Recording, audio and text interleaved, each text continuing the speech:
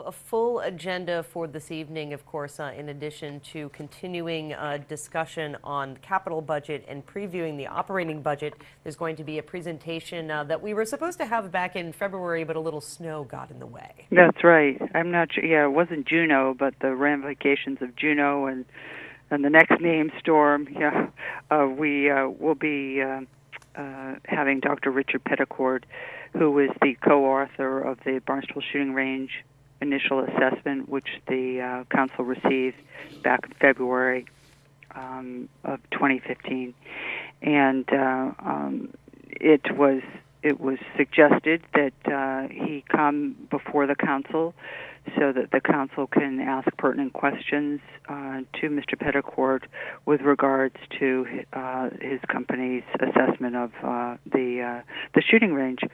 So that was a pretty detailed report, and I think this will be an opportunity for councilors to ask questions. Just following up on that, and on the heels of that are two items that, of course, have been continued. I think they first came onto the council's agenda from the Conservation Commission back in August of 2014.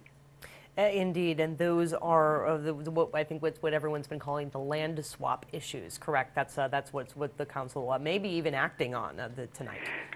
Certainly, yes.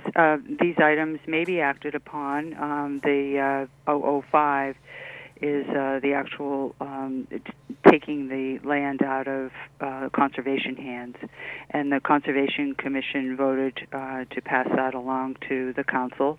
It needs approval of both conservation and the council votes. The council votes need 2/3 of a vote, and this would all be followed up by the petitioning the general court to accept this swap of land, and the swap of land on the table is a parcel known as Breeds Hill. Indeed. And I just want to give you a little heads up. Back in the end of March, I did request from the town manager an analysis and some information with regard to the land swap and the possible reopening of the shooting range facility, and wanted to see some analysis with regards to costs associated with operating a safe shooting range and or leaving the facility shuttered, and different options pertaining to that.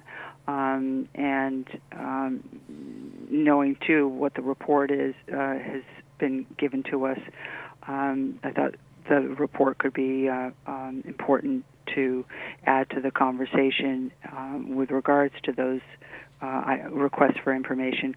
I'm also looking for a recommendation from the town manager, what he recommends as far as whether or not the town wants to have a safe shooting range. Absolutely. So lots of, I think, definitely lots of discussion left. Absolutely. And I think it's important to note that any decisions on the land swap that are made tonight doesn't mean that the shooting range, yes or no, will be reopening, correct? That's right. I mean, even if the council were to act on these items favorably, it still would require action from the state legislation to accept the swap of land. So there's several steps involved in this, and so I'm not saying that we're going to vote on the items or not vote on the items. I want to see what's presented to us and what the recommendation of our town manager is on these items. Excellent. And then moving on from that, there's only 6 items left on the fiscal 2016 capital budget, and it looks like those are all related to the airport. They are all related to the airport. The airports have been very patient in their waiting, but I understand that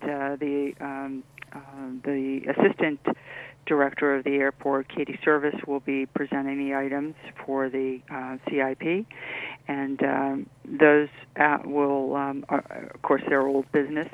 Those are all public hearings. Just to back up, the 2 items with regards to the shooting range are not public hearings. So if anyone wants to speak to those items, they'd have to do that during the public comment period. But all the capital budget appropriation orders are public hearings. And once we're done with those, then we have an item that may be acted upon, and that's item 142, and that's the funding for ADA compliant restrooms at the Hyannis golf course. And they need an additional $50,000 to bring those restrooms into compliance. Indeed, and that may be acted on tonight as well. Yes, it was first read at our last meeting, and that also is a public hearing with a roll call, 2/3 required. And then following that, under old business, actually, I think it's new business. Referring to a public hearing, the appropriation transfer order in the amount of $36,415 for the pole barn garage addition to the structures and ground facility, and that's located at Pitchers Way. Great. And that's under new business. Also under new business will be all the reading in of our FY16, the proposed FY16 operating budget orders. Great. And I'm sure the finance director and the town manager, in your interviews with them, will go into more detail about the items. But this is a proposed budget of over $177 million. $64 million of that is the schools, and right now. It was released last week and released to the Comprehensive Financial Advisory Committee, or CFAC, and they will, as they do, will report to the council their findings on the budget and their proposed recommendations for acceptance of the budget. And we always appreciate their input, as that committee is made up of citizens of the town of Barnstable. Indeed. Now, are we anticipating kind of a preview presentation from the town manager and the finance director at tonight's meeting, or is that going to precede the public hearings that begin in June?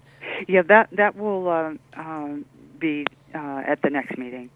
I felt that we'd begin our June 4th meeting with the presentation, and then that would segue right into each item.